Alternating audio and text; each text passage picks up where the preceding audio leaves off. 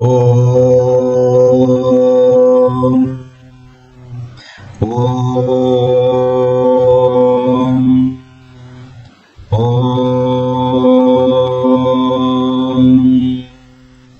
ஓம் come கணபதியே நமஹ. ஓம் some சரஸ்வத்யே நமஹ. ஓம் கம் குருभ्यो நமஹ. ஓம் பிரம்மா விஷ்ணு ருத்ர மகேஸ்வர சதாசிவ துர்கா லட்சுமி சரஸ்வதி சாவித்ரி ராதா தேவியே நமஹ. ஓம் பிரசீதி விசேஸ்வரி விஸ்வ பிரசீதே பிரசீதி விசேஸ்வரி வேதரூபிணி பிரசீத மாயாமே மந்திரகிரகே பிரசீத சர்வேஸ்வர சர்வரூபிணி. ஓம் சாந்தி சாந்தி சாந்திஹ. ஓம் ஆனோ பத்ராகா கதவோ யந்த விஸ்வதः சதாசிவ சமாரம்பாம் சங்கராச்சார்ய மத்யமாம் அஸ்மதாச்சார்ய பர்யந்தம் வந்தே குரு பரம்பராம் சர்வ வேதாந்த சித்தாந்த கோச்சரம் சமகோச்சரம் கோவிந்தம் பரமானந்தம் சத்குரும் பிரணதோஸ்மிஹம். ஓம் ஸ்ரீ சத்குரு பரமாத்மனே நமஹ. பக்த கோடிகள் அனைவருக்கும் என்னுடைய நமஸ்காரம்.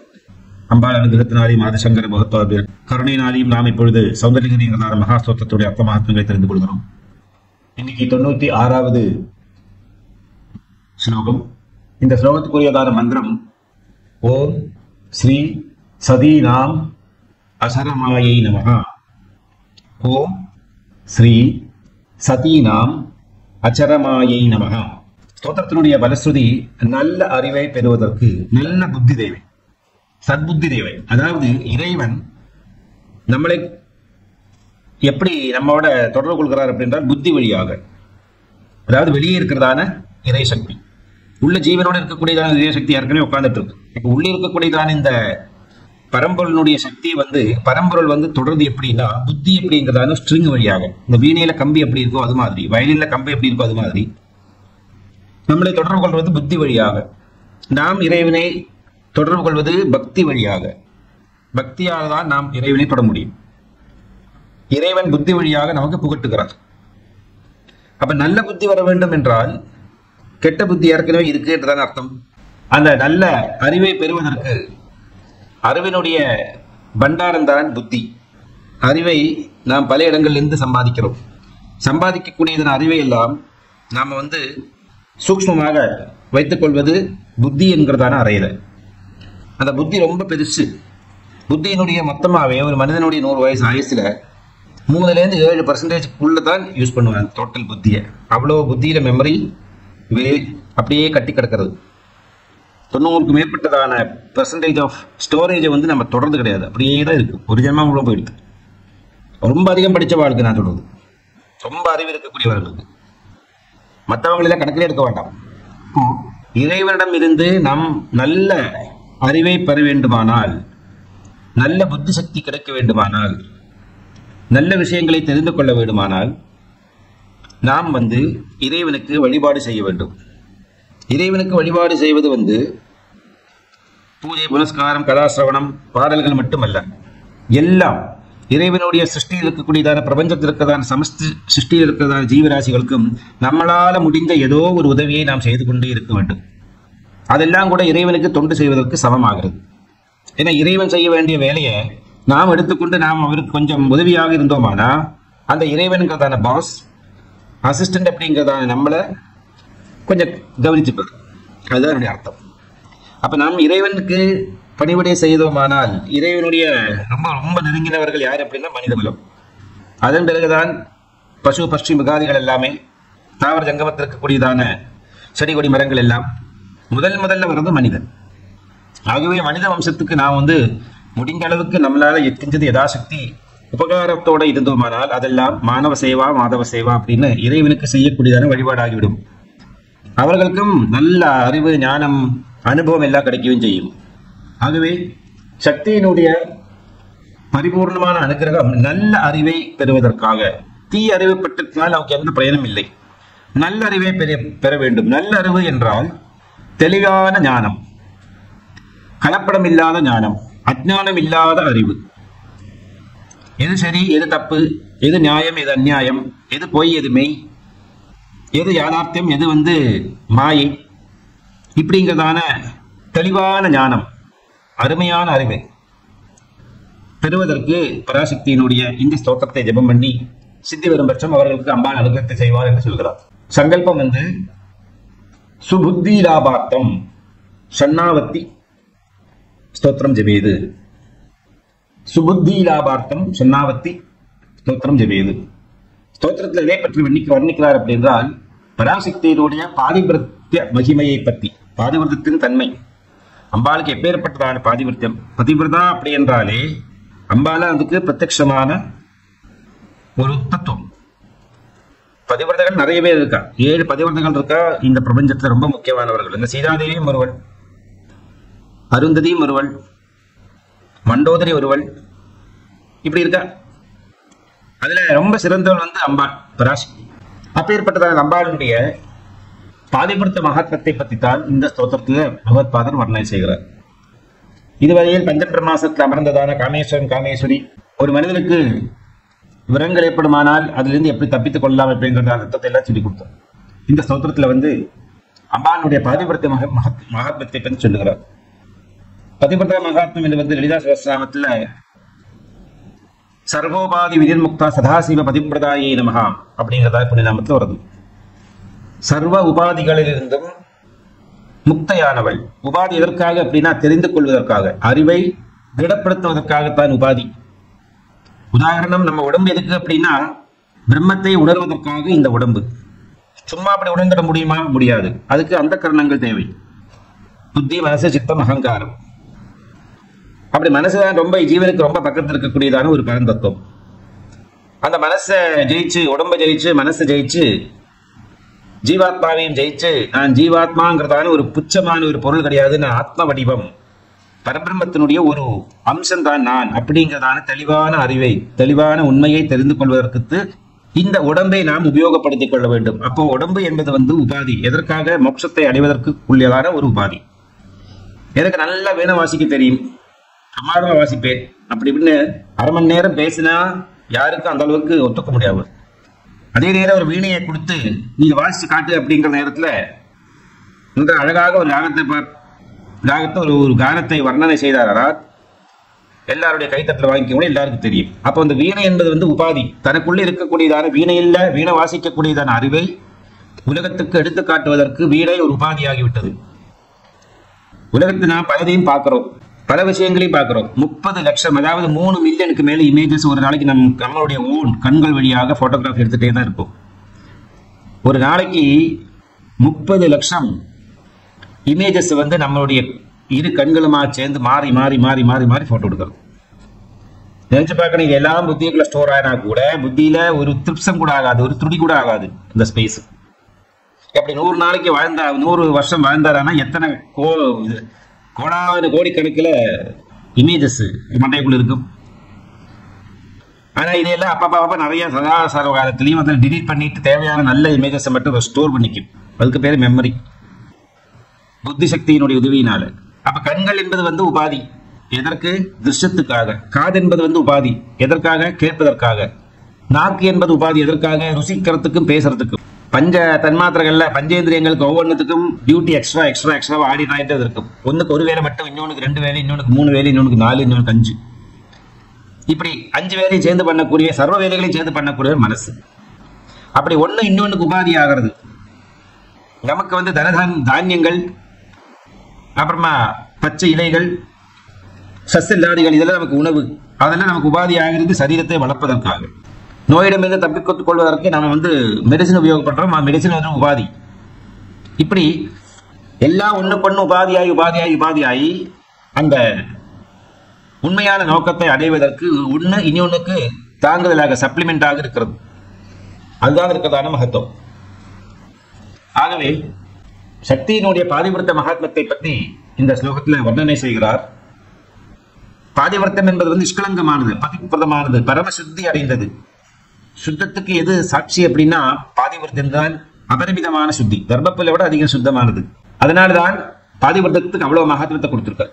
ஜபிக்க வேண்டியதான வழிமுறை காலை நேரம் கிழக்கு அல்லது வடக்கு முகமாக அமர்ந்து 45 நாட்கள் தினமும் 1000 தரம் இந்த ஸ்லோகத்தை ஜபம் செய்து நல்ல அறிவை பெற்றுக் கொள்ளலாம். அம்பாளுடைய பரிபூர்ணமான அனுகிரகம் கிடைக்குமானால் பலவிதமான சித்திரங்கள் வரைவதற்கும் ஃபைன் ஆர்ட்ஸ்ல வந்து ரொம்ப அதிகமான நிபுணத்தை, அதாவது எக்ஸ்பர்டினஸ், அது அமைஞ்சு கிடைக்கும் அவங்களுக்கு.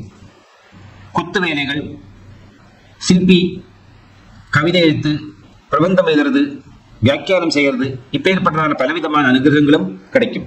நிவேத்தியம் பால் பாயசம், மது, தேன், இதற்குரியதான சக்கரம் ஒரு பெரிய கீழ்நோக்கி இருக்கக்கூடியதான திரிகோண சக்கரம். சக்கரத்துக்கு நடுவே 3 தடவை மேலிருந்து கீழுக்காக க்ளீம் க்ளீம் க்ளீம் அப்படின்னு எழுதி கொண்டு வரணும். க்ளீங்கார மந்திரம் புத்தியை தீட்டுகிறது, அஜ்ஞானத்தை போக்குறது. அறிவு என்றாலே உத்தமமான அண்டர்ஸ்டாண்டிங் தான் அறிவு. அப்ப நமக்கு எல்லாருக்கும் என்ன தேவை அப்படின்னு நல்ல அறிவு தேவை. கெட்ட அறிவை விட நல்ல அறிவு ஆன்மீகத்துல நம்மளை பிரகாசிக்க வைக்கும். ஆன்மீகத்தினுடைய எல்லை தான் இறைவனுடைய வீட்டுப்படி. அப்படி இறைவனை அடைவதற்கு நல்ல அறிவு ரொம்ப முக்கியம். கெட்ட அறிவுனால நமக்கும் ஆபத்து, சொசைட்டிக்கும் ஆபத்து, இந்த உலகத்துக்கே ஆபத்து. கெட்ட அறிவு வேண்டாம், நல்ல அறிவு மட்டும் எனக்கு போதும் அப்படின்னு இறைவன்கிட்ட கேட்கிறோம். சிவஞான பிரதாயினியான பரமேஸ்வரிக்கு நல்ல அறிவை கொடுப்பதற்கு எந்த விதமான தயக்கமும் இல்லை. நாம் கேட்காமலே அருளக்கூடியதான மகாசக்தி தான் பரமேஸ்வரி. ஆகவே பயபக்தி சந்தையோட ஸ்தோத்திரத்தை பாராயணம் செய்து நல்ல அறிவை சம்பாதிச்சு அபரிமிதமான அம்பாளுடைய அனுகிரகத்துக்கு காரணக்காரராக வேண்டும் அப்படின்னு பகவத்பாதர் கற்றுக்கொள்கிறார். ஸ்தோத்திரம் என்று சொல்றது களத்திரம் வைதாத்திரம் கதி கதி பஜந்தே ந கவயः ஸ்ரீயோ தேவ்யாः கோ வா ந பவதி பதிஹி கைரபி தனைஹி மகாதேவம் ஹித்வா தவ சதி சதீனாம் ஆச்சரமே குஜாபியாமாசங்கः குரவகதரோரபி அசுலபः களத்திரம் வைதாத்திரம் கதி கதி பஜந்தே ந கவயः ஸ்ரீயோ தேவ்யாः கோ வா ந பவதி பதிஹி கைரபி தனைஹி மகாதேவம் ஹித்வா தவ சதி சதீனாம் ஆச்சரமே குஜாபியாமாசங்கः குரவகதரோ ரப்ய சுலபஹ. அப்படி சர்வவிதமான உபாதிகளையும் தியாகம் செஞ்சு சதாசிவனுடைய பதிவிரதையான பரமேஸ்வரிய பகவத்பாதர் பதிவிரதா ரத்னமே என்று அழைக்கிறார். பதிவிரதையான மகா திரிபுரசுந்தரி என்று அழைக்கிறார். பகவத்பாதர் அம்பாளை பரிபூர்ணமாக வர்ணனை செய்து அம்பாளை யார் என்று அவரும் புரிந்து அவரை அனுகமிக்கின்றதான அனைத்து பக்த ராசிகளுக்கும் பராசக்தியினுடைய திருவுருவம், அம்பாளினுடைய மகத்துவம், அம்பாளினுடைய சிரேஷ்டதை, அம்பாளினுடைய நடவடிக்கைகள் எல்லாத்தையும் எடுத்து சொல்லி அம்பாளுக்கு பிரியமான யந்திரங்கள், தந்திரங்கள், மந்திரங்கள் எல்லாத்தையும் சொல்லி கொடுத்து கடைசியில இவ்வளவு நேரம் பகவத்பாதர் அம்பாளினுடைய இந்த சௌந்தரலகரியில முதல் ஸ்தோத்திரத்துல அனைவரும் அம்பாளுக்கு கீழே இருக்கக்கூடியவர்கள் என்று வாசித்தார். அதிலே ரொம்ப முக்கியமாக, அதாவது சிவனுக்கு கூட ஏதாவது செய்ய வேண்டுமானால் சக்தியினுடைய அருள் தேவை. சிவசக்தியா யுக்தோ யதிபவதிஹி சக்த பிரபவிதும். பிரம்மாதிகள் என்று சொல்லக்கூடியவர்கள், பிராமணிகள் என்று சொல்லக்கூடியவர்கள் அனைவருமே ஒரு திப்சம் அசங்க வேண்டுமானால் அம்பாளினுடைய அனுகிரகம் தேவை. அப்படியானால் மட்டும்தான், தட் இன்க்ளூட்ஸ் தன்னுடைய கணவனான சதாசிவனையும் சேர்த்து அந்த பிரதம ஸ்லோகத்தில் பகவத்பாதர் வர்ணனை செய்து வந்தார். இந்த ஸ்லோகத்தில் சொல்லுகிறார், அப்படியெல்லாம் இருந்தா கூட மகா பதிவிரதையான சதாசிவ பதிவிரதையான பராசக்தி என்பவள் கணவன்தான் சர்வம், கணவனுக்கு மேலே ஒன்றில்லை என்றதான ஒரு தத்துவத்துல உரைத்து நிற்கிறாள். அசங்காம ஆங்கர் பண்ணினா மாதிரி கணவன்தான் சர்வம், கணவனை தெய்வமாகவும் பதியாகவும் சுவாமியாகவும் குருவாகவும் மித்திரமாகவும் எல்லா விதமாகவும் கணவனை புகழ்த்தி பாராட்டுகின்றதான ஸ்லோகம். ஸ்தோத்திரத்துல கடைசி பாகம் வந்துவிட்டது. முதல்ல எல்லாரும் தனக்கு அடிமையாகவும் சர்வான் உல்லிங்க சாசன ஸ்ரீசக்கர ராஜன்லையா ஸ்ரீமத் திரிபுரசுந்தரி அப்படின்னு வியாக்கியானம் என்றால் லீலா சாஸ்திரநாமம் போல சக்த பிரபவிதும் தேவம் தேவோ நகுலுகு குசலகஸ்பந்திதம் அப்படி ஒருத்தருக்கும் ஒரு அசக்கம் கூட அசக்க முடியாது அம்பாளுடைய கருணை இல்லாம போன. அம்பாளுடைய செயற்கை இல்லை என்றால் இவர்கள் எல்லாம் பிரேதமாகி விடுவார்கள் அப்படின்னு வர்ணனை பண்ணினார். கடைசி ஸ்லோத்திரம் வர நேரத்துல அம்பாளுக்கு எது பிரியம் என்று அவரே புரிந்து கொண்டார். அம்பாளுக்கு எது பிரியம் அப்படி என்றால் தன்னுடைய கணவனான சதாசிவனை யார் புகழ்கிறார்களோ அவர்களுக்கு அபரிமிதமான அனுகிரகத்தை செய்யக்கூடியவள் மகாபதிவிரதையான பராசக்தி என்று அவரே உணர்ந்து விட்டார். அவருக்கு ஏற்கனவே முன்னாடியே தெரியாத ஒரு விஷயம் கிடையாது. ஆனா உலகத்துல பிரபஞ்சத்துல எல்லாமே முதல் படியாக இந்த மாதிரி பூர்ணமான அறிவோட பார்க்கணுங்கிறதான அவசியம் கிடையாது. பிறந்து வளர்ந்து தத்துவங்களை புரிந்து கொண்டு வர வர வரதான் நம்மளுடைய அறிவு தீட்டப்படுகிறது.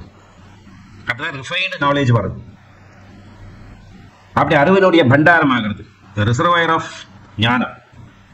பொதுவாகவே நம்பர் 5 பிறந்தவர்கள்லாம் 5 date of birth, type 5 fate number, இதெல்லாம் வரவர்களுக்கு நியூமராலஜி என்ன சொல்லப்படுறது அப்படின்னா ரிசர்வாயர் ஆஃப் நாலேஜ் அப்படின்னு சொல்லுவாங்க. அறிவினுடைய பண்டாரம், ஏரி, கடல் போல அறிவு இருக்கக்கூடியவர்கள். கிரைசிஸ் மேனேஜ்மெண்ட்டுக்கெல்லாம் ரொம்ப உச்சிதமான ஒரு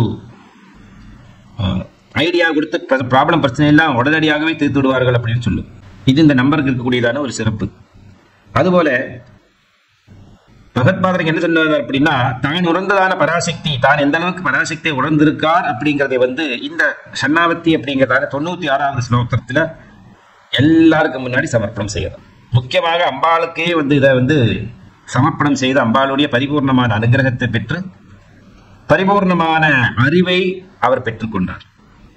அவருக்கு கிடைத்ததான இந்த அறிவு அதில் ஒரு சின்ன ஒரு பங்கெடுத்து பலவிதமான கிரந்தங்களை உருவாக்கி தாரதமியம் பண்ண முடியாத அளவுக்கு இருக்கக்கூடிய சிறப்பான சீடர்களை உருவாக்கி அவர்கள் வழியாக எல்லாம் பிரபஞ்சத்துல அவர் உணர்ந்த பராசக்தியை உலகம் பூராவும் பரப்பினார்.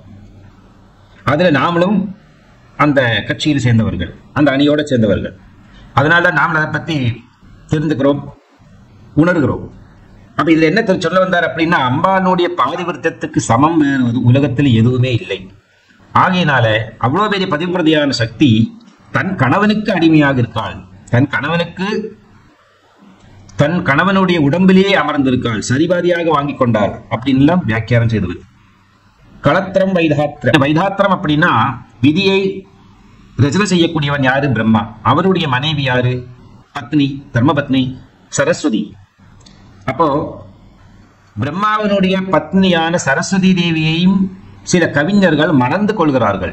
நான் கூட சிறு வயசுல என்னோட தியான யோகாதிகள் பண்ணி அனுஷ்டானம் பண்ற காலத்துல நான் சோட்டானிக்கிற பகுதியை என்னோட கேர்ள் ஃப்ரெண்ட் கூப்பிடுவேன். அதாவது ஒரு காதலன் காதலி எப்படி அவர்கள் ஒருத்தருக்கு ஒருத்தர் தங்களுடைய எல்லா ரகசியாதிகளையும் பரஸ்யமாக்குவார்களோ, ஒருத்தருக்கு ஒருத்தர் எக்ஸ்சேஞ்ச் பண்ணிப்பாங்களோ, அது மாதிரி எனக்கு என்னுடைய தியான நிஷ்டையில என்னுடைய யோகானுஷ்டானங்கள்ல வரக்கூடியதான நல்லது கட்டு எல்லாத்தையும் நான் பாட்டு சொல்லுவேன். அதில் ஒரு காலம் அதெல்லாம் தாண்டி நம்ம வர வர ஞானத்தினுடைய ரியாலிட்டி, ஞானத்தினுடைய பரமசத்தியம் என்னன்னு தெரிஞ்சுக்க நம்மளுடைய கற்பனை, நம்மளுடைய பாவனை, நம்மளுடைய கொள்கை எல்லாம் சரியாக இருந்ததா தப்பாக இருந்ததா, அதனால நமக்கு இது பலன் கிடைச்சதா இல்லையா, இப்படிங்கிறதான ஒரு அனலைசிஸ், ஒரு போஸ்ட்மார்ட்டம் பண்ணக்கூடியதான அளவுக்கு நம்மளுடைய அறிவு தூண்டப்படுகிறது.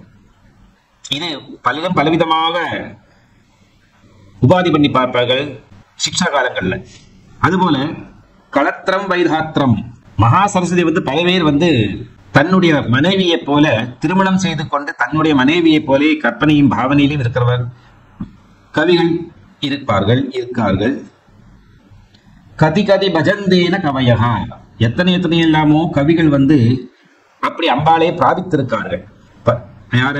மகா சரஸ்வதி தேவியை. அதுபோலவே ஸ்ரீயோ தேவியாக கோவான பவதிபதிகி, ஸ்ரேயஸை கொடுக்கக்கூடியவள் மகாலட்சுமி. அஷ்டஸ்ரோதஸ், அஷ்டஸ்ரேயஸ், அஷ்டமா சித்தி, அஷ்ட யோகம், இதெல்லாம் ஸ்ரீ அப்படிங்கிறதான மகாலட்சுமி, அஷ்டலட்சுமின்னு பேரு தேவிக்கு. அந்த 8 விதமான திருஷ்டிகளும் சேர்ந்தாதான் மகாலட்சுமி உருவாகும். அப்பேற்பட்டதான லட்சுமிக்கு யாருதான் பதியாக மாற மாட்டார்கள்? எல்லாரும் பதியாக விரும்புவார்கள். நாமெல்லாம் நான் தான் விஷ்ணு அப்படிங்கிறதான கன்விக்ஷன் வந்துட்டோமானா விஷ்ணு பகவானுடைய இதயத்தில் அமர்ந்திருக்காள் தேவி. நாம் வெளியே பார்க்கிற நேரத்தில் பாதத்தில் அமர்ந்து பாத சேவை செய்து கொண்டிருக்கிறதாக பார்ப்போம். மகாவிஷ்ணு பால்கடல்ல அனந்த சேனாக இருக்கிற காலத்துல அவர் நிற்கிற நேரத்தில் எல்லாம் மகாவிஷ்ணு தன்னுடைய இதயத்துக்குள்ளேயே இருப்பாள். மகாவிஷ்ணுவனுடைய அப்பேற்பட்டதான விஷ்ணுஸ்வரூபமா நாம் என்ன பண்ணிப்போம்? ஏன்னா திருமணங்கள்ல லட்சுமி நாராயணனாகத்தான் பாவனை பண்றார்கள், உமாமகேஸ்வரனாக பாவனை பண்றதில்லை. வதூவரன நான் சொல்றது 8 விதமான விவாகத்துல தார்மீக விவாகம் என்று சொல்லக்கூடியதான விவாகத்துல அக்னி சாட்சியாக இருந்து செய்யக்கூடியதான விவாகத்துல அங்க லட்சுமி நாராயணனா தான் வரணும், பார்வதி பரமேஸ்வரனாக இல்லை. அப்படியான கதை மாறிடும். அதுக்கு புருவாகிறது இந்த ஸ்தோத்திரத்துல. ஆகவே லட்சுமி நாராயணனாக பார்க்கக்கூடிய பாவனையில நாம் லட்சுமி தேவியை கூட மணந்து விடலாம். ஆனா கைரபி தனேகி, நிறைய தனம் இருக்கக்கூடியவர்கள் இப்படியெல்லாம் கூட அந்த மகாலட்சுமியை வரணம் செய்து கொள்வார்கள், ஆலிங்கம் செய்து கொள்வார்கள். விடாம தம் வீட்டுக்குள்ளேயே எப்பவும் இருமா அப்படின்னு பிடிச்சு வச்சுக்கூடியதான ஒரு தன்மை அவர்களுக்கு ஏற்படுது. அந்த நிலையில மகாதேவம் ஹித்வா தவசதி, மகாதேவனை விட்டு ஒரு செகண்ட் கூட பிரிஞ்சிருக்க முடியாத மகாசக்தியான மகாசதி தேவி தவ உன்னுடைய சதி, சதி என்றால் பதிவிரதையான தேவிக்கு சதி என்றதான பேர் உண்டு. சதிக்கு பலவிதமான அர்த்தங்கள் உண்டு. இங்க 2 தடவை சதி சதி அப்படின்னு உபயோகப்படுத்துகிறார் பகவத்பாதர். ஒண்ணு சதி என்கிறதான நாமத்தில் இருக்கக்கூடியவள், 2வது பிரம்மஸ்வரூபிணி என்கிறதான அர்த்தத்துடையவள் சேர்ந்தவள். சா தா இ சதி. சா என்றால் உலகம் பிரபஞ்சம், தா என்றால் தத் அல்லது தத்துவம் என்கிறதான பிரம்மம், ஈ என்றால் அம்பாள் பராசக்தி. இகாரம் அம்பாளை சேர்ந்தது. எல்லா பெண்களுக்குமே சதி, மாதவி, பைரவி, வசந்தி, நாராயணி எல்லாம் இகாரத்துல நிற்கிறது. எல்லாமே ஸ்திரீ சப்தத்தை சேர்ந்தது. அப்பேற்பட்டதான இந்த மகா பரமேஸ்வரியானவள் சதி என்கிற நாமத்துல சா என்ற உலகம், தா என்ற பிரம்மம், தத் பிரம்மஹா. தா அப்படின்னாலே இப்போ ஒரு பிரம்மம் என்றுதான் அர்த்தம் வருகிறது. பிரம்மம் என்றால் இங்கு பரமேஸ்வரன் சதாசிவன். ஈ அப்படிங்கிறதால் சக்தி. சிவமும் சக்தியும் இந்த பிரம்மாண்டத்துல அந்த பிரபஞ்சம் என்கிறதான சட்டைக்குள்ள ரகசியமாக அமர்ந்து விட்டிருக்கார்கள். இப்ப ஸ்ரீசக்கரம் எடுத்து பார்த்தோம்னா ஸ்ரீசக்கரத்துக்குள்ள ரகசிய ஸ்வரூபமாக, ஸ்ரீசக்கரமே ரகசியம், அதுலயும் ரகசிய வடிவத்தில் காமேஸ்வரன் காமேஸ்வரியாக 2 பேரும் இடகலர்ந்து அமர்ந்திருக்கார்கள் பிந்து ரூபேனா. இதுக்கு முன்னாத்த ஸ்லோகத்தை நாம் கற்றுக்கொண்டோம். அப்பேற்பட்டதான ரகசியாதி ரகசியமான வாழ்க்கையை நடத்தக்கூடியதான இந்த காமேஸ்வரன் காமேஸ்வரிங்கிறதான சதாசிவ பதிவிரதை சதீராமாச்சரமே, உன்னுடைய பதிவிரதா அக்ரகண்யத்துவம், பதிவிரதைகள்ல நம்பர் 1 அப்படின்னு சொல்றதுக்கூடியதான திறமை பெற்றவள். 2வது சதி என்பவள் தக்ஷ பிரஜாபதிக்கு புத்திரியாக வளர்ந்தவள். அம்பாளுக்கு ஒரு மாதாவினுடைய உதரத்துக்குள்ள கர்ப்பபாசம் இருந்து பிறக்க மாட்டாள், பராசக்தி மட்டும் தோன்றுவாள். அப்படி தக்ஷ பிரஜாபதிக்கும் அவருடைய மனைவிக்குமாக தோன்றினவள் இந்த கௌரி. இருந்தாலும் தக்ஷ பிரஜாபதியினுடைய யட்ன ரூபீனா, எப்பேற்பட்டதான யட்னமோ அதனால தனக்கு கிடைச்சதான இந்த உடம்பு என்பது தக்ஷனுடைய அனுகிரகத்தினாலையும் தக்ஷனுடைய ஆதரவினாலையும் கிடைத்த உடம்பு. அம்பாளுக்கு கௌரி என்றதான பெயரும் உண்டு. கௌரி என்றால் வெண்மையான நிறத்துடன் இருக்கக்கூடியவள், சிவப்பு கலந்த மஞ்ச வர்ணம், அப்பேற்பட்டதான வர்ணத்துடையவள் கௌரி. கௌரிக்கு ஆப்போசிட் காளி, கருப்பு வர்ணம் இருக்கக்கூடியவள். அம்பாள் முதல்ல பரமேஸ்வர சுத்தஸ்படிகமாக இருந்தார். ஆனா அம்பாளும் அது மாதிரியே கௌரியாகத்தான் இருந்தாள். 2 பேருமே இப்படிதான் இருந்தாள். ஆனா யுகங்கள்ல வரக்கூடியதான மாற்றங்களுக்கு ஏற்ற மாதிரி அம்பாள் காளியாகி கருப்பு வர்ணத்தை தரித்துக் கொண்டாள். பரமேஸ்வரன் பார்த்து ஏன் இந்த மாதிரி கருப்பு வர்ணத்திற்காய் அப்படின்னு கேட்டதுக்கு அவங்களுக்குள்ள ஒரு சின்ன ஒரு சுவாரஸ்யமான ஒரு கதை இருக்கு, அடங்கி இருக்கட்டும். ஆகவே கௌரி என்கிறதான சதீதேவி நம்மளுடைய உடம்போட சேர்ந்து நம்மளுடைய நாமம், நம்மளுடைய நாமத்தோட சேர்ந்து நம்மளுடைய உடம்பு. நம்ம உடம்பு ஒரு பக்கம் இருக்கும், நமக்கு நம்ம பேரை சொல்லி கூப்பிட்டாலும் நம்ம உடனே போறோம். ஸோ நம்மளுடைய உடம்பு ரெஸ்பாண்ட் பண்றது. அது மாதிரி நம்ம பேரை எங்கேயாவது யாராவது சொல்றது காதல கேட்டால் நம்மளுடைய உடம்புல என்னுடைய பாதிப்பு ஏற்படுகிறது. அது மனசு வழியாக அந்த பாதிப்பு ஏற்படுது. காதல கேட்டு அது மனசுக்குள்ள போட்டு, அது புத்தியில போட்டு, அது ஹிருதயத்துல போட்டு எல்லாமே சேர்ந்து மொத்தம் டிப்ரெஸ்ட். ஸோ நம்மளுடைய பேருக்கும் நம்மளுடைய உடம்புக்கும் சம்பந்தம் உண்டு. ஆகவே தான் வணங்கக்கூடியதான தெய்வம், தன்னுடைய குரு, தன்னுடைய சர்வஸ்வமாக இருக்கிறதான பரமேஸ்வரனை தக்ஷன் நிந்தனை செய்ததுண்டே. அம்பாள் இந்த நிந்தனைக்கு காரணம் என்னுடைய இந்த உடம்பு, இந்த உடம்பு வழியாகத்தான் இனியொரு உடம்போட நாம் பந்தப்பட்டிருக்கோம். அப்பேற்பட்டதான இந்த தக்ஷனுடைய தயவினால உருவான இந்த உடம்பு எனக்கு தேவையில்லை. இனிமேல் இந்த தேகத்தை நான் என்னுடைய யோகாக்னியிலே இப்ப அழித்துக் கொள்கிறேன் அப்படின்னு அந்த அம்பாள் தன்னுடைய யோகாக்னியும் அங்க வளர்த்திருக்கக்கூடியதான யக்ன அக்னியும் 2க்கும் நடுவே அம்பாள் தன்னுடைய இந்த உடம்பை மறைத்துக் கொண்டார். அக்னி பகவானுக்கு இதை எரிய விடறதுக்கு மனசில்லை, எரிய விடாவிற்கோ மனசில்லை. அக்னியினுடைய பிரதம கர்த்தவியம், அக்னி எதனால எப்பவுமே புனிதமானவன் என்று சொல்ல காரணம் என்றால் அக்னி பட்சபாதம் பார்க்காம எல்லாரையுமே எரிச்சு விடக்கூடியதான தன்மை அவருக்கு உண்டு. முன்னேற்ற ஸ்லோகத்தை தெரிந்து கொண்டு இந்த மகாத்மத்தை. அதனால்தான் அக்னிக்கு பரமசிரேஷ்டத்துவம். அது அசுரர்கள், அரக்கர்கள், தானவர்கள், மனிதர்கள் ராட்சசர்கள், தெய்வங்கள் கூட யாரு யக்னம் பண்ணினாலும் அது அக்னி ஸ்வரூபமாகத்தான், அக்னி வழியாகத்தான் யக்னம் பண்ண முடியும். அப்படி எல்லாருக்கும் இருக்கக்கூடியதான கடவுள் பரமேஸ்வரன், மனிதர்கள், தானவர்கள், ராட்சசர்கள், அசுரர்கள், தேவர்கள், தெய்வங்கள் எல்லாரும் பரமேஸ்வரனுக்கு தெய்வமாக நினைத்துக் கொள்கிறார். அத்தனை பேருக்கு தெய்வம். அதுபோல யாகயஜ்ஞங்கள் எல்லாமே அக்னி ரூபமாகத்தான் கொடுக்கப்படுகிறது. அது யாராக இருந்தாலும், நல்லதுக்கானாலும் கெட்டதுக்கானாலும், ரிக்வேதம் வழியாகவும் எதிர்வேதம் வழியாக, அதர்வண வேதம் வழியாக, சாமவேதம் வழியாக பண்ணாலும் அக்னிதான் தேவை. ஆபிச்சார கர்மம் பண்ணி யாராவது ஒழிக்கிறதுக்கு செய்யக்கூடியதானதுக்கும் அக்னிதான் தேவை. நல்ல சத்கர்மமான பாசுபத யக்னம், அதுபோல அஸ்வமேத யக்னம், அச்சமேத யாகம் போன்றதான பெரிய பெரிய பெரிய யாகங்கள் பண்றதுக்கும் இந்த அக்னி தேவை. அப்ப அக்னி நிஷ்பட்சமாக இருக்கக்கூடியதான பரம சத்தியம். அப்பேற்பட்டதான அக்னிக்கு தகிக்காம இருக்கவும் வழி இல்லை, ஆனா தகிக்கவும் முடியாது. லோகமாதாவான மகாசக்தியான பராசக்தி அந்த அக்னியில விழுந்ததும் அக்னி அணைந்து விட்டது. அக்னி தன்னுடைய தோல்வியை ஒத்துக்கொள்கிறார். அல்லது தனக்கு ஜென்மம் கொடுத்ததான இந்த மாதாவான ஜெகன்மாதாவான அந்த பராசக்தியினுடைய அந்த திவ்ய சரீரத்தை என்னால எப்படி தகிக்க வைக்க முடியும்? அதனால பல இடங்கள்ல புராண கதைகள்ல நாம் கேள்விப்பட்டிருப்போம், பாதி வந்ததான உடம்பு அப்படி முடிசா எரியவிட முடியாது. பாதி இருக்கக்கூடியதான அந்த உடம்பை பரமசிவன் தூக்கி தோல்ல போட்டு அவரு பாட்டுக்கு சதி சதி சதி சதி நடந்தாரா உலகம் பூராகும். ஏன்னா பிரபஞ்சத்துக்கு கோபம் வரத்துக்கு வாய்ப்பு உண்டு. தேவர் லலிதா சஹஸ்ரநாமத்தில் வியாக்கியானம் உண்டு.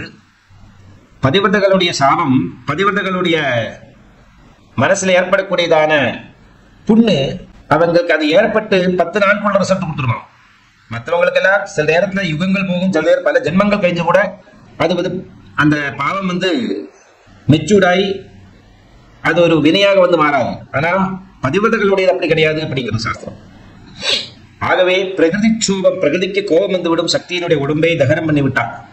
அதனால அங்கே ஆஃப் பண்ணி விட்டார் அந்த ஸ்பாட்லயே. அப்ப அது முடிந்த கொஞ்சம் பட்டதோடு நெருப்பு அப்பேற்பட்டதான அந்த உடம்பை தூக்கி பிரபஞ்சத்துல பூரா நடக்கிறார். எப்படி நடக்கிறார் பரமேஸ்வரன் என்றால், ஹே பிரபஞ்சமே, எங்கும் இருக்கக்கூடியதான மகா சத்திய தத்துவமே, பாரு நான் குற்றக்காரன் கிடையாது. இந்த அம்பாளுடைய உடம்பை நீங்க எல்லாரும் பார்த்துக்குங்க. இதுல எது சத்தியம் எது பொய்ங்கிறது உங்களுக்கு தெரியும். இல்ல நான் நிரபராதி அப்படின்னு சொல்லும்படியான அளவுக்கு அதை தூக்கிட்டு இந்த பிரபஞ்சத்துல இந்த பூலோகத்தை சுற்றி வரார். அப்ப சிவனுடைய உடம்பிலிருந்து உருவானதான மகாவிஷ்ணு சிவன்கிட்ட இருந்து கிடைத்திருக்கக்கூடியதான சக்கராயுதம் இதை உபயோகப்படுத்திக் கொண்டு சக்தியும் விஷ்ணுவும் சக உதரர்கள் 2 பேரும் ஒரே உடம்பிலிருந்து பிறந்ததான சகோதரி சகோதரர்கள். அந்த சகோதரனுடைய உதவியினால அம்பாளுடைய இந்த பாதி எரிஞ்சதான அந்த சரீரத்தை அங்கங்க சேதம் பண்ணி ஒவ்வொரு அங்கங்களையாக சேதம் பண்ணி இந்த பூலோகத்தில் பல இடங்களாக விழப்பட்டது. அதையெல்லாம் பிற்காலத்து சக்தி பீடம் என்றதான பெயரில் அமையப்பட்டது. 51 சக்தி விட 108 சக்தி விட பெரிய பாடபேதங்கள் உண்டு. அது மட்டும் இருக்கட்டும். எப்படியோ அம்பாளுடைய பிரசன்ஸ், அம்பாளுடைய அந்த முதல்ல இருந்ததான அந்த உடம்பு திவ்ய சரீரம் இந்த பூலோகத்துல சுயம்பு விக்கிரகங்களாக மாறப்பட்டது. அதனால பல பக்த ஜனங்களுக்கு, பல பக்த கோடிகளுக்கு அவர்கள் செய்யறதான பாவங்கள் எல்லாம் இந்த மாதிரி புண்ணியக்ஷேத்திரத்துல போய் தரிசனம் பண்ணி அந்த பாவத்திலிருந்து அவங்களுக்கு முக்தி கிடைக்கிறது. இப்படி ஒரு சதி. சோ 2 விதமான சதி. ஒண்ணு பரபிரம்மமூர்த்தியான பரமேஸ்வரனுடைய சக்தி தத்துவமான ஈஸ்வரிங்கிறதான சதி. இனி ஒண்ணு பிரஜாபதியினுடைய புத்திரியான சதி தேவி. இப்படி 2 விதமாக சதி தேவி இங்கே வாழ்த்தி புகழ்கிறார். 2 இடத்திலுமே பதிவிரதையான சக்தி என்பதனால்தான் அங்க எடுத்து சொல்ற அந்த மாதிரி. ஒரு சதி ரத்னம் என்பவள் ஒரு கணவனை மட்டுமே நினைத்துக் கொண்டிருக்கக்கூடியவள். மனசா வாச்சா கர்மனா, அவளுக்கு தான் பதிவிரதா என்றதான பேரு. பதிவிரதைகள் பல விதத்திலும் ஒரு பதிவிரதையான சுபங்கலிக்கு தன்னுடைய தீர்க்கமான சுபங்கல்யம் கிடைச்சாதான் தன்னுடைய பாதிவிரதத்தை கொண்டாட முடியும். ஒரு சுபங்கலியான பதிவிரதை 100 வருடங்கள் கல்யாணமாய் கணவனும் மனைவியுமாக சேர்ந்திருக்க வேண்டும் என்று சொல்லுகிறது. திருமணங்கள்ல மாங்கல்யம் தந்துனா நேனா மம ஜீவன ஹேதுனா கண்டே பத்ராய சுபகே அப்படிங்கிறதான மந்திரத்தை சொல்றாரு. இந்த மந்திரத்தை சொல்றாரு அப்படின்னா, மாங்கல்யம் தந்துனா நேனா மம ஜீவன ஹேதுனா, நான் உனக்கு இந்த மாங்கல்ய சூத்திரம் என்கிறதான இந்த சூத்திரத்தை நான் உனக்கு அணிவிக்கிறேன் உன்னுடைய கண்டத்துல, சுபகையானவள் நீ, சௌபாகியவதி என்றுதான் அர்த்தம். சௌபாகியவதி என்றால் புத்திர பௌத்திராதிகளோட கணவன் மனைவியாக சேர்ந்திருக்கிறதா நிலைமைக்கு சௌபாகியவதி, சுபகா என்றுதான பேரு. பவஜீவ சரதசதம், என்னுடைய வாழ்வே நீ 100 வருஷம் சுமங்கலியாக இருக்க வேண்டும். அது மட்டுமில்ல, நீ 100 வருஷம் சுமங்கலியாக இருக்காய் அப்படின்னா நான் மினிமம் 120 வருஷம் வாழ்வேன்னு அர்த்தம். முன்னைய காலத்துல ஜாதக பொருத்தத்துல கணவன் மனைவிக்கு 10லேருந்து 20 வயசுக்கு கேப்ல தான் திருமணங்கள் நடக்கும், கணவனுக்கு மனைவிக்கும். இதற்கு பிராக்டிக்கல் ரீசனும் ஒண்ணு உண்டு.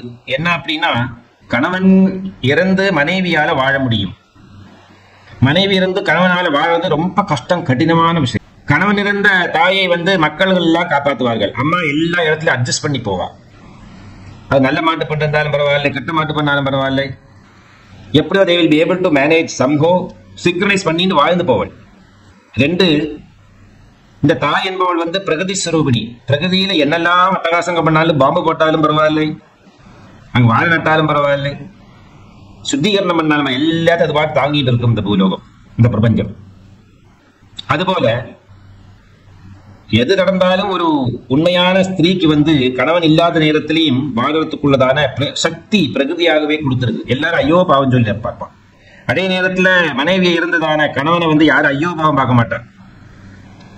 இவன் இப்படியா கொடுமைப்படுத்தி இருக்கான், இப்படி இல்லை அனுபவிக்காம என்ன பண்ணுவான் அப்படின்னு சொல்லுவா ஜனங்க. நல்ல மனுஷனா இருந்தா கூட யாரும் வீட்டுல சேர்த்துக்க மாட்டான். மனைவி இல்லாத புருஷன் வீட்டுல ஏதாவது திருஷம் பண்ணாலோ அப்படின்னு பயம். அவன் நடமாடும் பைத்தியம், நடமாடும் பிரேதம், டெட்மேன் வாக்கிங், இறந்து போவன் நடந்து போறதுக்கு சமம், சன்னியாசிக்கு துல்லியமாக விடுகிறான்.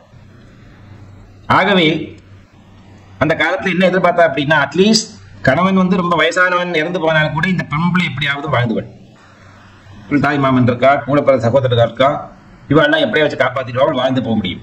அதே நேரத்துல ஒரு கணவனால அப்படி வாழ முடியாது. இது ஒரு ரகசியம், இது ஒரு காரணம். முக்கியத்துவம் அதல்ல. மனசா வாச்சா கர்மனா 3 நிலவேலியும் அம்பாள் சிவனை தவிர வேறு யாரையும் தன்னுடைய கணவனாக வச்சுட்டதே கிடையாது, அக்செப்ட் பண்ணிட்டதே கிடையாது. ஒரே ஒரு இடத்துல ஒரு சின்ன பிரச்சனை வருது அம்பாளுக்கு, சொல்லித்தான் ஆகணும், சொல்லாம இருந்தா அதுக்கு ஒரு சுவாரஸ்யமும் வராது. என்ன பண்ணலாம்னு யோசிப்பாக்குறான் அம்பாள். சுப நிசும்ப நிகிரகத்துல சும்பர் என்ன பண்றாரு அப்படின்னா, அம்பாள்கிட்ட எனக்கு ஒன்னு விவாகம் செஞ்சு உங்க கூட இருக்கணும் அப்படின்னு. நிசும்பன் சொன்னார், அண்ணாவுக்கு கிடைக்கிற பட்சம் நான் ஓகே, அதர்வைஸ் அண்ணா வேண்டாம் அப்படின்னா நான் வச்சுக்கிறேன் அப்படி. இவன் ஒரு தம்பி சும்பன் நிசும்பமா வச்சது. நிசும்பம் முன்னாடியே போயிடார், இறந்து போயிடுவார். அப்புறம் சும்பம் மட்டும் தான் பாக்கி. இந்த யுத்தத்துக்கு முன்னாடி அம்பாள் ஒரு சத்தியத்தை சொல்லுகிறார். தூதரை விட்டு கேட்கிற நேரத்துல தூதங்கிட்ட சொல்லி அனுப்பினது என்ன அப்படின்னா, சரி உனக்கு என்ன கல்யாணம் பண்ணிக்கணும் அவ்வளவுதானே, வா நம்ம நேரடியா பேசுவோம் அப்படின்னு அம்பா ஒத்துக்கிறான். சும்பம் கேட்கற எனக்கு வந்து விவாகம் பண்ணிக்கணும். அப்போ ஒரு தூதன் வழியாகத்தான் இந்த பேச்சுவார்த்தைகள் நடக்கிறது. அன்னைக்கும் தூதுண்டு, இன்னைக்கும் தூதுண்டு. தூதகிட்ட சொல்ற அம்பாள், அச்சோ கொஞ்சம் முன்னாடி வந்திருக்கப்படாதா என்னோட கல்யாணத்துக்கு முன்னாடி, I would have consider you, உன்னோட ராஜாவை. பரவாயில்ல, இப்போ ஒன்றும் பரவாயில்ல. எனக்கு ஒரு பிரச்சனை என்னன்னா, நான் எப்பவும் நித்திய கன்னிகை, that you have to note. Okay, 1. 2, நான் யாரை திருமணம் பண்ணிப்பேன் அப்படின்னா, என்ன யுத்தத்தை வெல்கின்றவன் யாரோ அவனுக்குத்தான் நான் விவாகம் செய்து கொள்ள முடியும். இந்த ஒரு நிபந்தனை நான் குழந்தையாக இருக்கிற காலத்துல என்னோட சகபாடிகளோட விளையாண்டு இருக்கிற காலத்துல பண்ணிதான ஒரு ப்ராமிஸ். எனக்கு அந்த ப்ராமிஸை பிரேக் பண்ண வழி இல்லை. அதனால உன்னுடைய தலைவங்கிட்ட சொல்லு, என்ன யுத்தத்துல வின் பண்ணதுக்கு அப்புறமா he can think of considering me married. எனக்கு அதுல எந்த விதமான பிரச்சனையும் இல்லை அப்படிங்கிறான். அந்த சொன்ன பாவத்துக்கு சிவனோடு சேர்ந்து வாழ முடியாத நிலை ஏற்படுகிறது சக்திக்கு பல நிகழ்ச்சிகள்ல.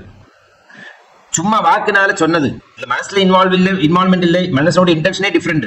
இவனை குக் பண்றதுக்காக பண்ணதான ஒரு பிரயோகம் இது இருந்து கூட அந்த பாவ செயலை தான் அனுபவிக்க வேண்டியதான நிலைமை ஏற்பட்டது. அது அங்க இருக்கட்டும். பதிவர்கள் பரபுருஷனை மனசா வாச்சா கர்மனா அவங்களோட இணைவது கிடையாது, கையால தொடுவது கிடையாது, கண்களால பார்ப்பது கிடையாது. கணவனை தவிர வேறு யாரையுமே அவங்க மனசா வாச்சா கர்மனா பந்தப்பட மாட்டார்கள்.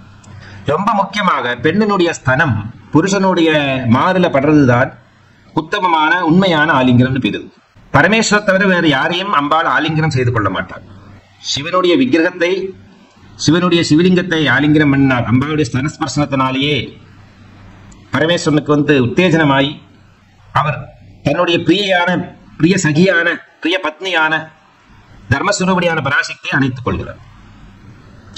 அப்போ தொடர்வர நேரத்தில் அம்மா என்ன சொல்றா அப்படின்னா, தார்மீகமான விவாகத்துக்கு பிறகுதான் உமக்கு என்னை தொடர்றதுக்கு அதிகாரம் உள்ளது, அதுவரையில் என்னை தீண்டாது இருக்க வேண்டும், என்னுடைய கன்னியாத்துவத்தை நான் காப்பாற்ற வேண்டும். ஏன்னா அந்த திருமணத்துல சொல்லக்கூடியதான மந்திரங்கள்ல நான் கன்னிகை கன்னிகை கன்னிகை அப்படின்னு என்ன தாரவாத்து குறிக்கக்கூடியதான என்னுடைய சகோதரன் அல்லது என்னுடைய பிதா அடிச்சடி சொல்லுவார்கள்.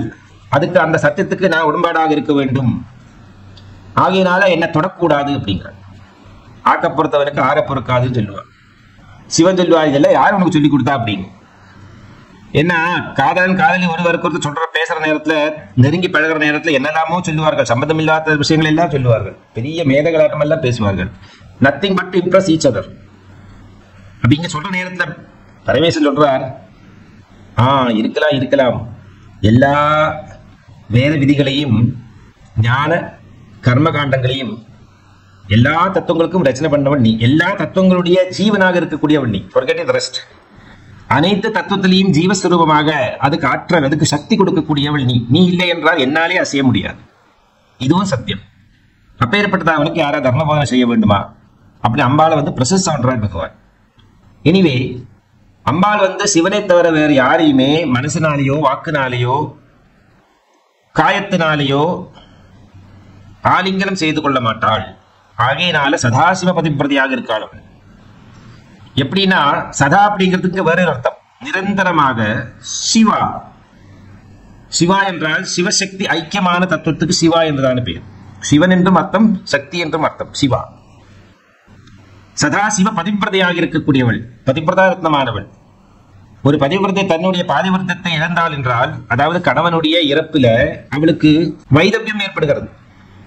அப்பேற்பட்ட நேரத்திலையும் கணவனுடைய உடம்பு பூர்ணமாக அக்னியில் தகிச்சு போறதுக்கு முன்னாடி அவரோடையே சேர்ந்து உடன்கட்டை ஏறுவதுங்கிறது ஒரு வழக்கம். 3 விதமாக பதிவிரதை தன்னுடைய உயிரை மாற்றிக் கொள்வாள் அப்படின்னு சாஸ்திரத்தை விதி இருக்கு. ஒண்ணு, கணவன் இறந்தான் அப்படிங்கிறதான செய்தி கேட்டதுமே தலை சுட்டு கீழ் பிராணனை தியாகம் பண்ணிடும். அப்போ அவருடைய பாதிவிரதம் விட்டு போகல, அங்கேயே இருக்கு. பதிவிரதையாகவே தான், சுமங்கலியாகவே தான் என்ன கணவனோட சேர்ந்து இருக்கக்கூடிய நிலை.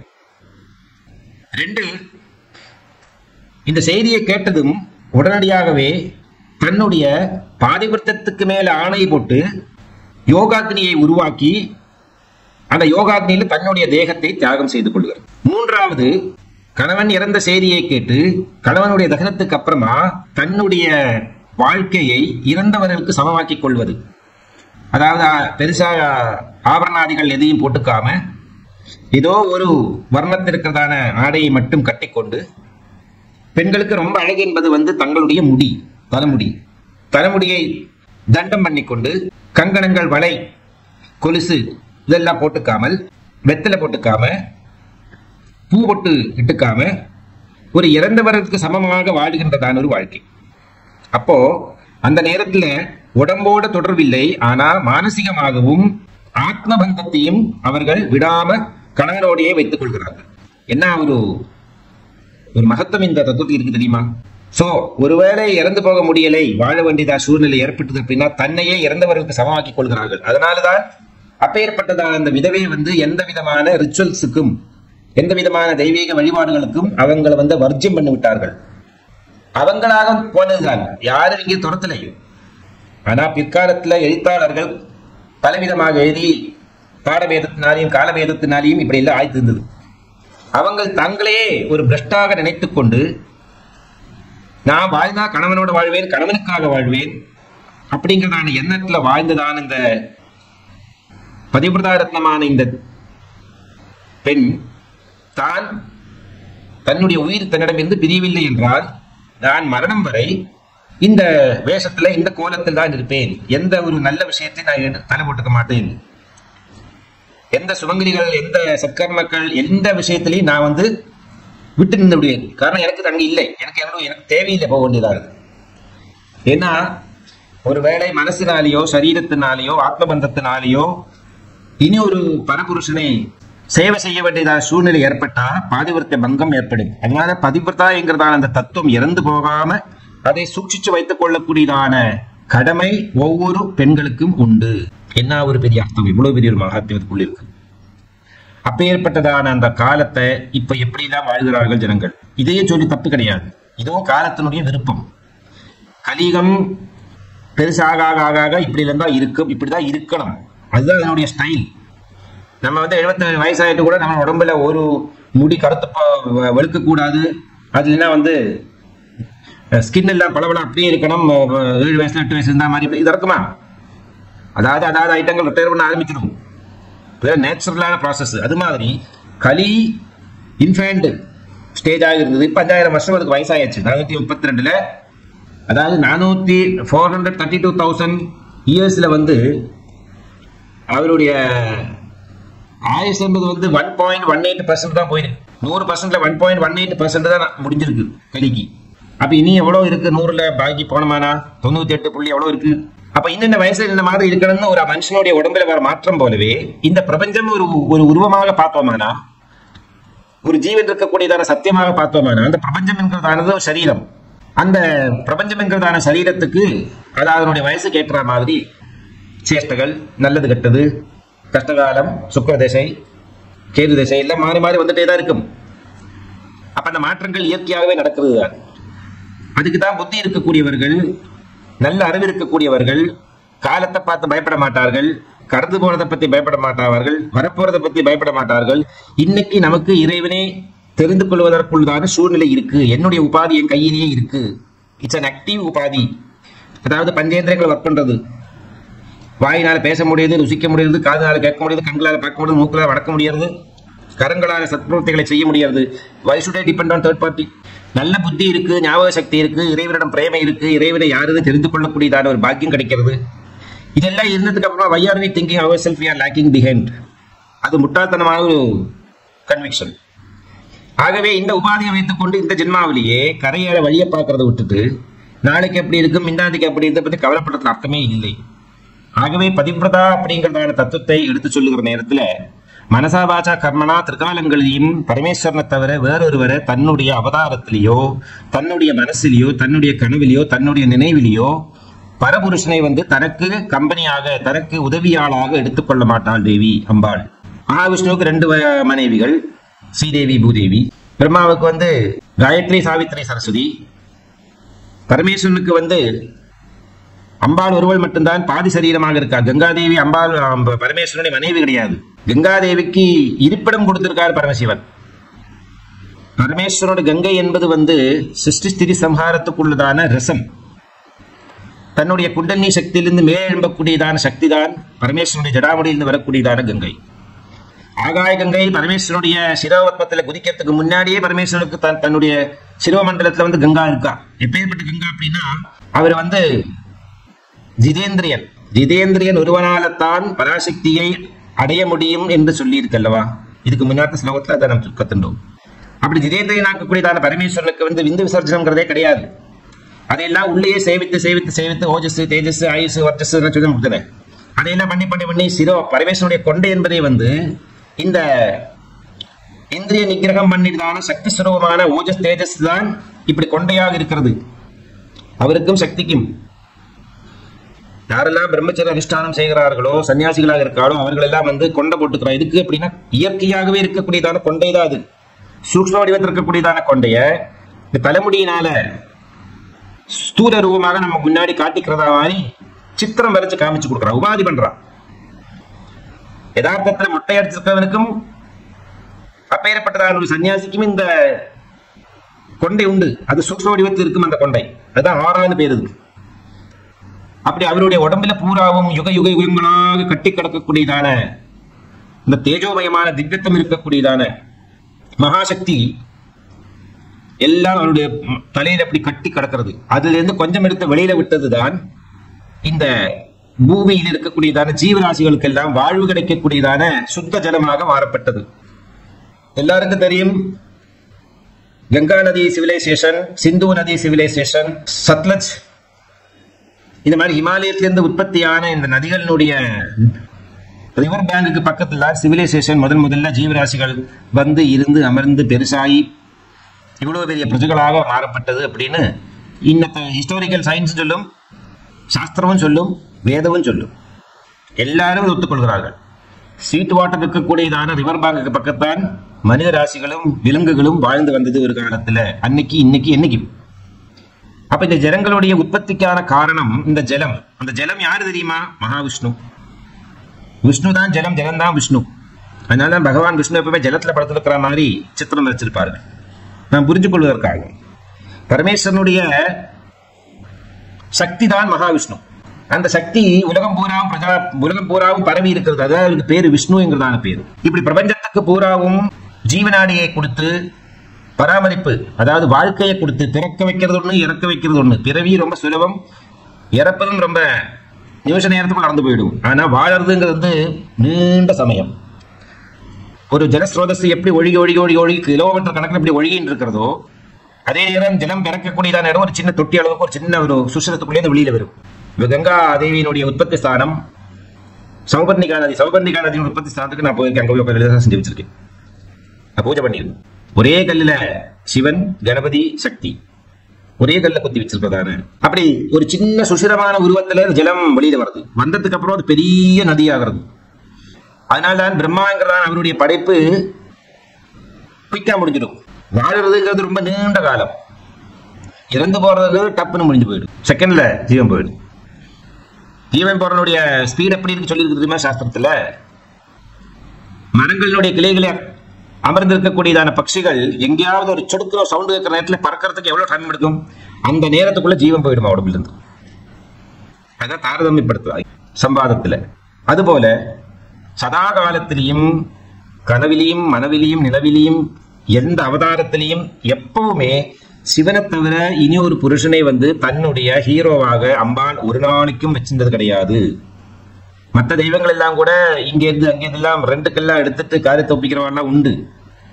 அம்பாளுடைய விஷயத்துல மட்டும் மனசா வாச்சா கர்மனா திருக்காலங்களிலேயும் எந்த அவதாரத்திலையும் சிவன் தான் இரஸ்பெக்டிவ் ஆஃப் ஹீரோ, சக்தி தான் இரஸ்பெக்டிவ் ஆஃப் ஹீரோயின்.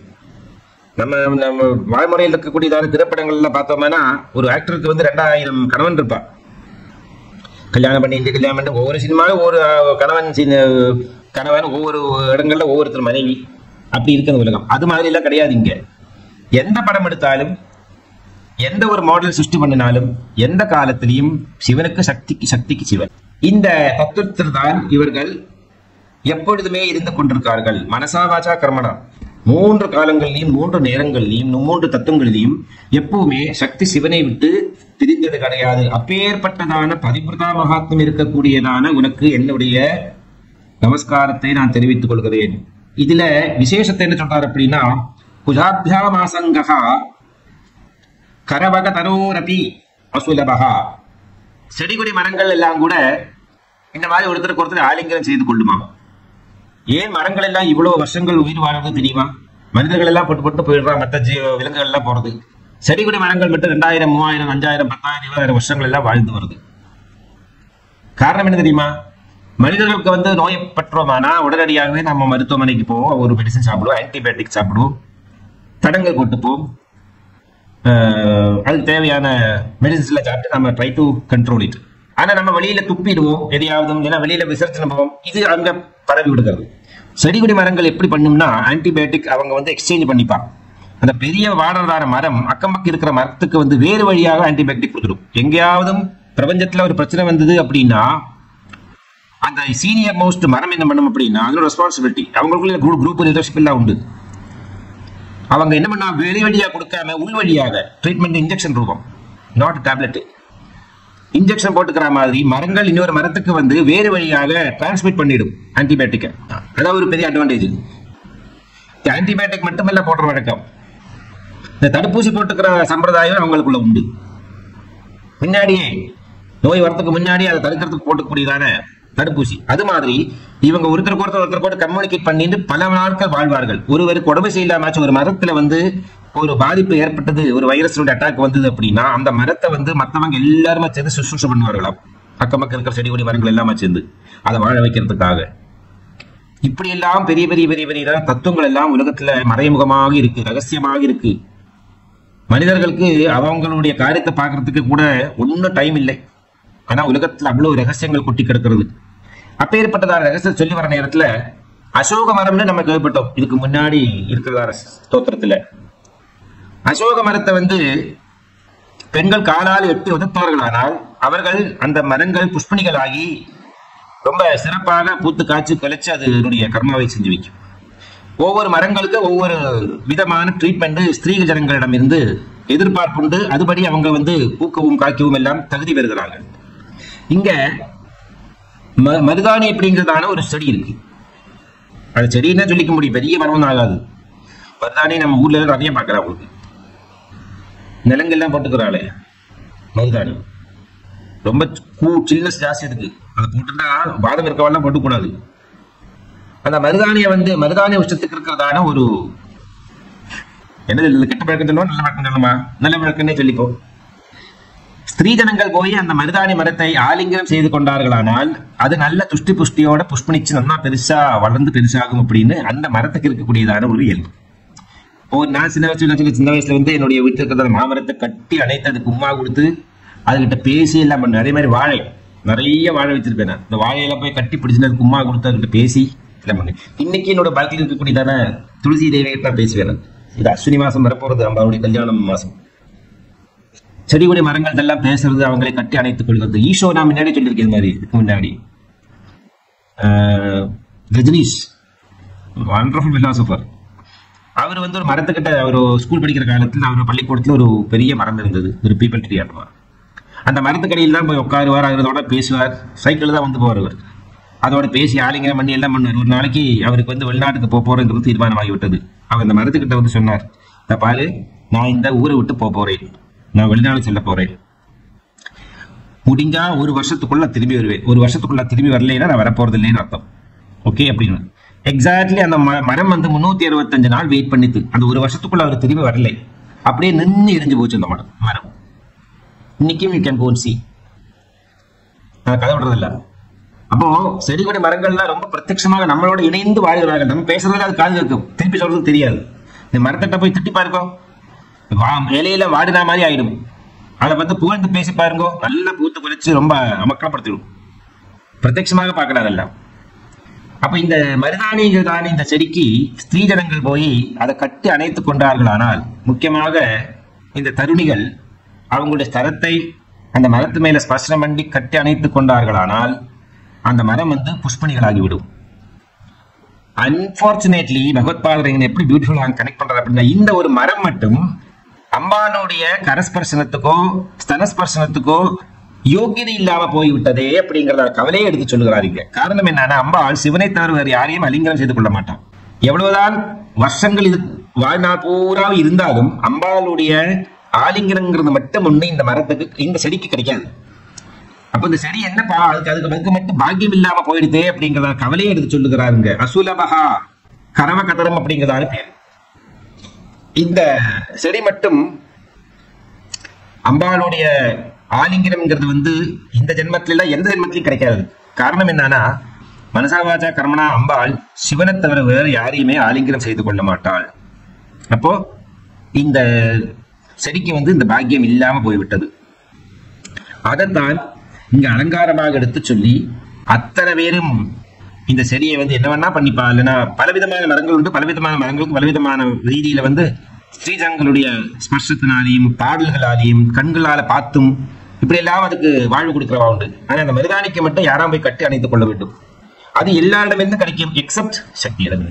ஏன்னா மனசா வாச்சா கர்மனா தன்னுடைய பதிவிரதத்தை வந்து தன்னுடைய கணவனை தவிர வேறு ஒரு யாரையுமே எந்த விதத்திலையும் அம்பாள் உட்கொள்ள மாட்டாள் என்பதனால இந்த ஒரு மருதாணி செடி மட்டும் இதுக்கு பாக்கியம் இல்லாம போகிவிட்டது.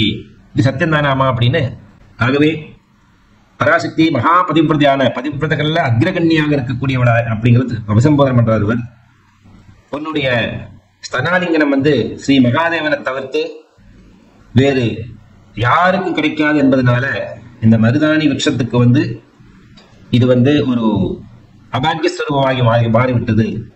அப்பேற்பட்டதான உன்னுடைய இந்த பாதிவிரத்த மகாத்மியம் பிரபஞ்சத்தில் இருக்கிற அனைத்து ஜீவராசிகளுக்கும் சுக சௌக்கியத்தை கொடுக்க வேண்டும். இந்த ஸ்தோத்திரத்தை ஜபபாராயணம் செய்யக்கூடியவர்களுக்கு அபரிவிதமான அனுகிரகத்தை கொடுத்து சத்புத்தியையும் நல்ல அறிவையும் தூண்டிவிட்டு தெளிவான அறிவு, நிஷ்கலங்கமான அறிவு, கலப்படம் இல்லாத அறிவு என்றுதான் அர்த்தம். காரணம் அம்பாள் எப்படி ரொம்ப கிளாரிட்டியோட ஹைலி கன்வின்ஸ்டாக பரமேஸ்வரனை தவிர வேறு யாரும் எனக்கு கிடையாது, தெய்வமாகவும் குருவாகவும் சகியாகவும் பதியாகவும் சுவாமியாகவும் வேற யாரும் கிடையாது, எப்படி ரொம்ப கிறிஸ்டல் கிளியரா தன்னுடைய ஃபுல் கன்விக்ஷன்ல நிற்கிறாளோ அதுபோல நமக்கு இந்த பிரகிருதி இருக்கக்கூடியதான மாயா தத்துவங்கள் எல்லாம் அதுல இதெல்லாம் விட்டு வெளியே உண்மையான தத்துவம் பரபிரம்மஸ்வரூபத்தை அடையணும் அப்படிங்கிறத அந்த ஃபுல் கன்விக்ஷன் தரக்கூடியதான விவேகம் நிறைந்ததான ஒரு டிசிஷன் மேக்கிங்க்கு நம்மளை வளர்த்து விடுகிறாள் தேவி என்பதை இந்த ஸ்தோத்திரம் ஆதாரமாக சொல்லுகிறது.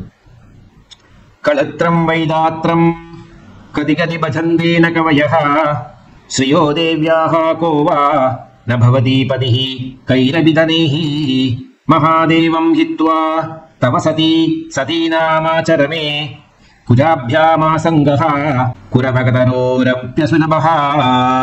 சர்வம் ஜெகதம்பார்ப்பணமஸ்து. ஹரி ஓம்.